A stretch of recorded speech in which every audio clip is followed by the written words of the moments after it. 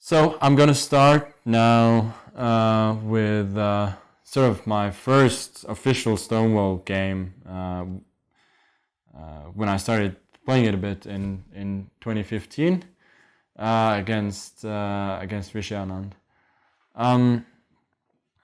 I remember at that time I was having a bunch of problems against Vishy in 1d4 openings during the match in Sochi in 2014. I have to say I suffered a bunch with black, and as far as I can remember, this game that I'm now going to show against Vishy from Baden-Baden 2015 was played after the free day. I believe I started by drawing Aronian with black, then I beat Adams with white, and then I lost the crazy game to Niders as black in the modern, and it was a free day, and my question was like, I have another black game against Anand, what am I going to do?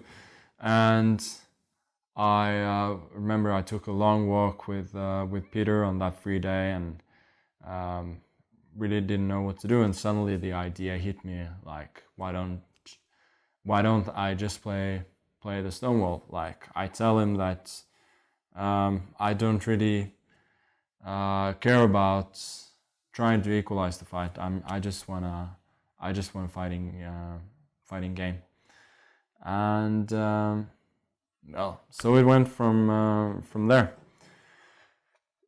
So d4 f5. Obviously, that's the standard, Stonewall move order. I've played e6 a bunch here, but mostly against people whom I either don't mind playing the French against, mostly than people who only play d4 as white, or otherwise if I just want to dare them to play the French, which has happened on more than one occasion. But anyway, f5, that allows a bunch of moves like bishop g5, knight c3. Those are of course the main alternatives here, both I think which are very good options, probably give white very good objective chances to play for an edge. And then you have moves like e4, you have g4, knight h3, and so on. But none of them are none of them are too dangerous if you're decently prepared. So Vishy just goes for g3. No nonsense. He just develops the bishop, which is the sort of the standard way of playing against the Dutch. It ensures black, though, that once the bishop goes to g2, then d5 makes a lot more sense than otherwise, because that, let's say, Catalan bishop on g2 is gonna hit on a brick wall on d5. Anyway, let's just take a few more moves. c4, c6. Recently, well, I haven't played the Stonewall too recently, but after 2015 I've mainly played d5 here, and to be a little bit more flexible. But at that time I thought like c6 was the way to go, because that's what Simon had told me when I went to his school, that you should play c6, and if knight h3 you can probably play d6, while if you go d5 immediately, white can go knight h3 with impunity. So naturally at that point I still believed what I'd been told when I was little, so that's why I went c6.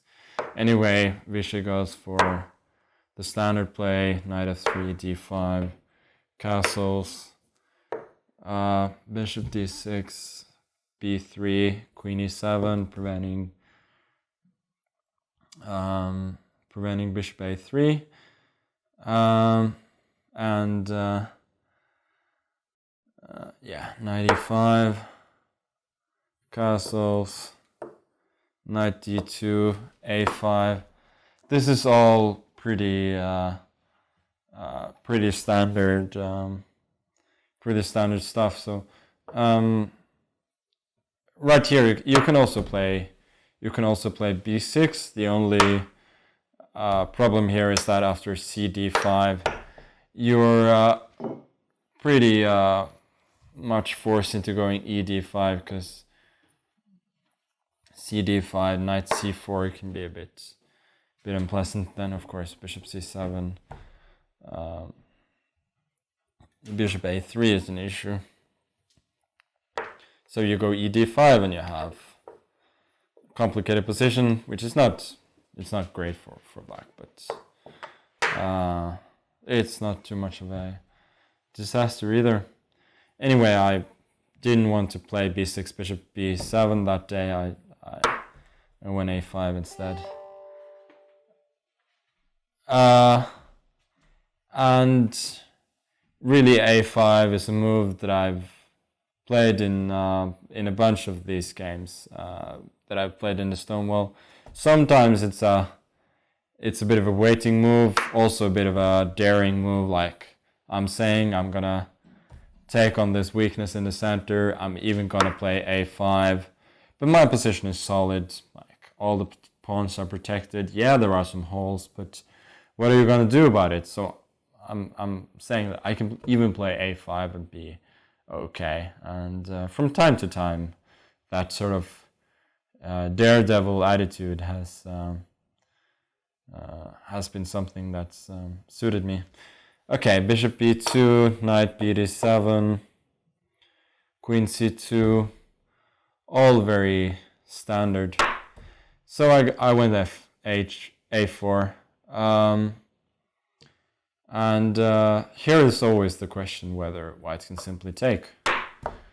And I don't think there's a definite answer to why not. I suspect black may go knight e4 and just say that this pawn is not worth much. Also, there is bishop e5, d5 followed by knight g4, and if knight f3, you can go knight b6.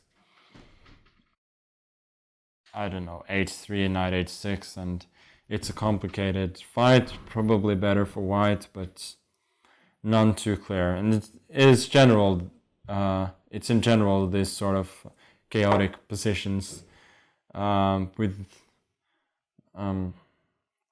fewer clear guidelines than normal that I would aim for in the Stonewall. But I think also I could go knight e4 here, which I don't think is too unreasonable. But once again, this is not too much of a theory lesson. So he went knight f3, knight e4, and now he went e3. It's always debatable whether white should go e3, because that allows black the opportunity later to play g5, g4, and get a bit of a grip on the light squares. Not necessarily to attack with h5, h4, although that is that is something you can do. But it's most of all about cementing the knight on e4, making it as untouchable as the knight on e5. Then again, e3 prevents f4. In some lines, stabilizes the center. And if you're not going to take on a4, then it's not that clear what the obvious waiting moves are for white. So I guess it's not too unreasonable. Anyway, he went e3 and I went a3. And in these AlphaZero times, nobody's going to be surprised to see the pawn on a3. And as we could see later in the game, the pawn on a2 actually became a massive target. And I would say that this game is not so instructive in itself. It's just about when you play an opening that is where you got all the pieces on the board, and it's just a complex strategical fight, then a lot of things can happen, and the battle lines are often not so clearly defined as they look. Anyway, he played bishop c3, knight takes e5, knight e5, bishop d7. And here he made an interesting decision for sure. I suspect, objectively speaking, white is a bit better here. Indeed, why shouldn't he be? He's got a bit of a space advantage, I suppose, with the pawn on c4, although that is not so clear, but the knight on e5 is quite well placed. I'm not sure whether I want to eliminate it, and he's got no weaknesses whatsoever. So he could make the case that he's slightly better. As for me, there's this pawn on a3, which could be feast or famine. As in the game, it turns out to be a great resource, but in other cases, white pushes c5, b4, gets the rook to b3, and the pawn just simply falls, or I have to keep the rook on a8, defending it at all times. So it's not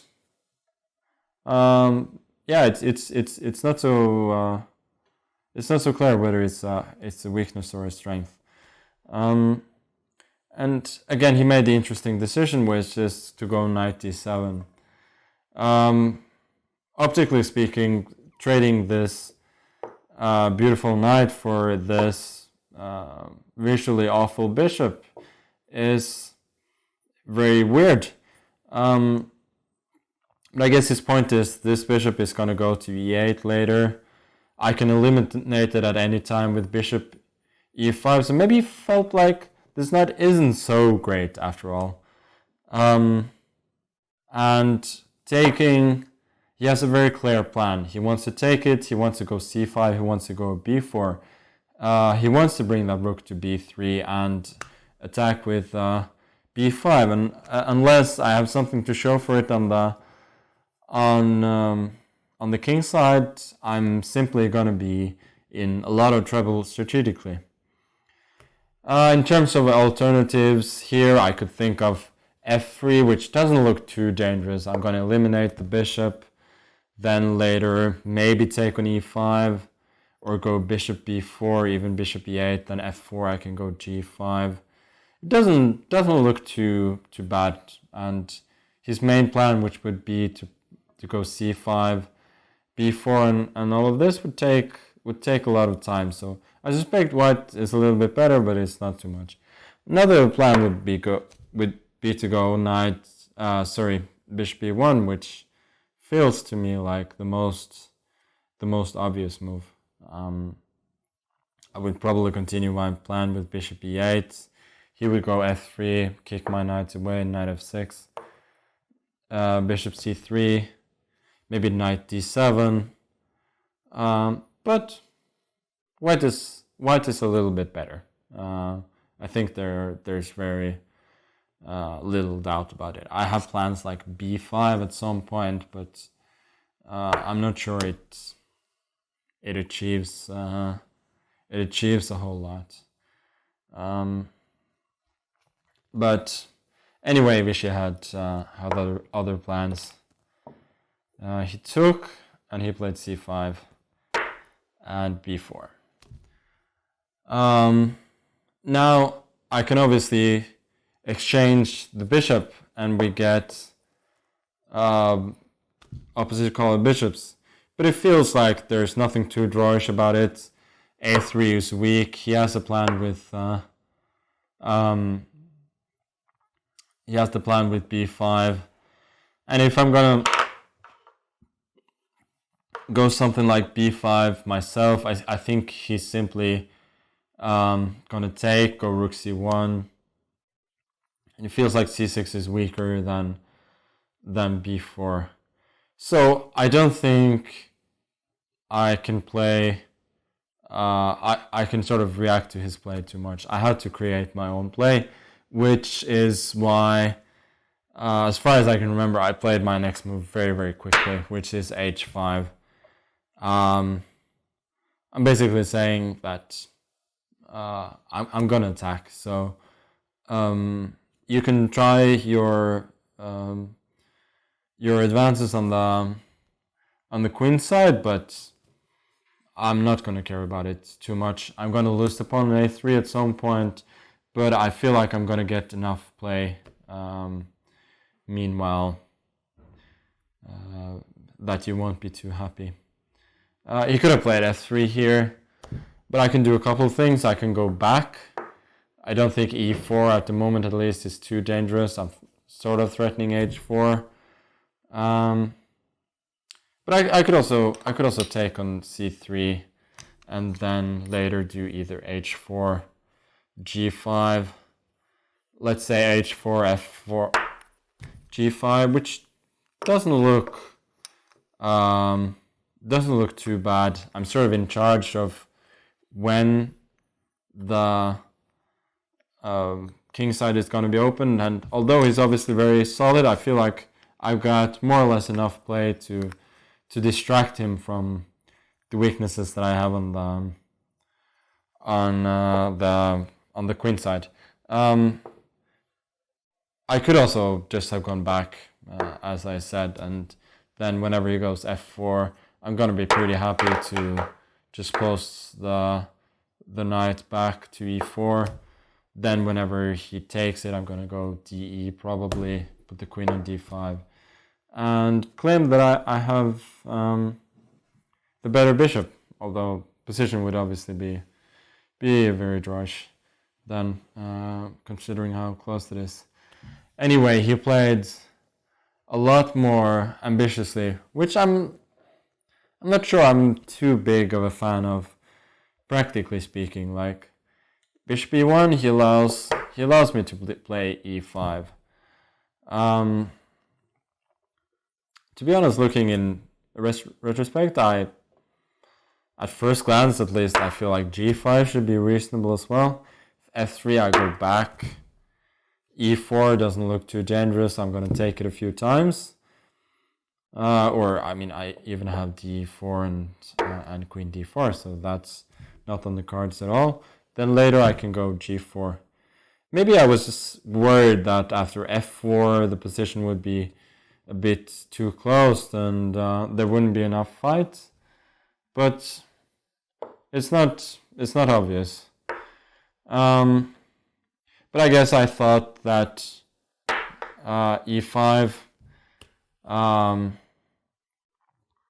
it opens the position a bit, and closing the position with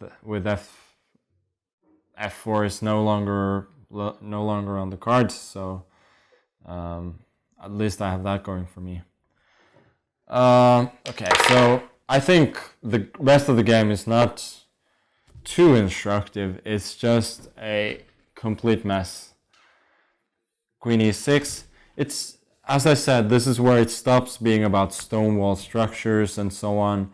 It's just a dogfight, to be honest. Like here, I go back, and this was his point, that he goes bishop h3.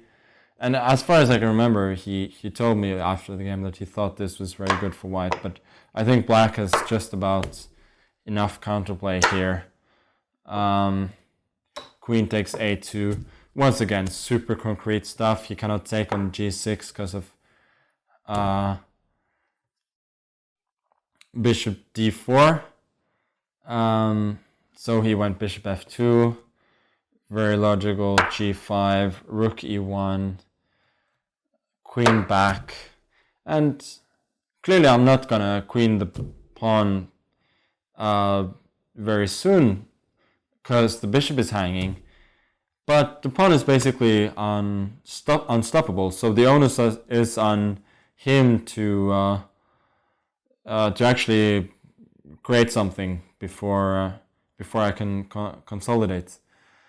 And also, like, you could play bishop f1, but I don't think it really works out perfectly because I go knight d5, and if bishop c4, I can take on f5. So he went rook e6 instead. And here I remember I thought for quite a while. I didn't have that much time left, and I just decided to go for an absolute daredevil move, which is knight to g4. And I remember it was just such a thrill to play this move. Like, I'm removing the one piece that is providing me with some security for the king, but I really need to get at that pawn on f5 to challenge his outpost on e6. And the thing is, like, he's really threatening to go bishop f1 to c4 now, because once I go knight d5, then he will have rook g6 check and possibly take on g5. So I guess it was all very concrete at this point. And once he takes, check, king h7. Yeah, I guess this is just modern chess. Like, it's very, very concrete. As far as I can remember, there was no win for white here. He had a way to make a draw, but not more. And I remember being very perplexed by what he did, which is rook d7, f6, which just loses to queen d1 takes. Queen obviously stays on the board. King g6, and my king is perfectly safe. But he told me after the game he didn't see anything. He thought white was surprisingly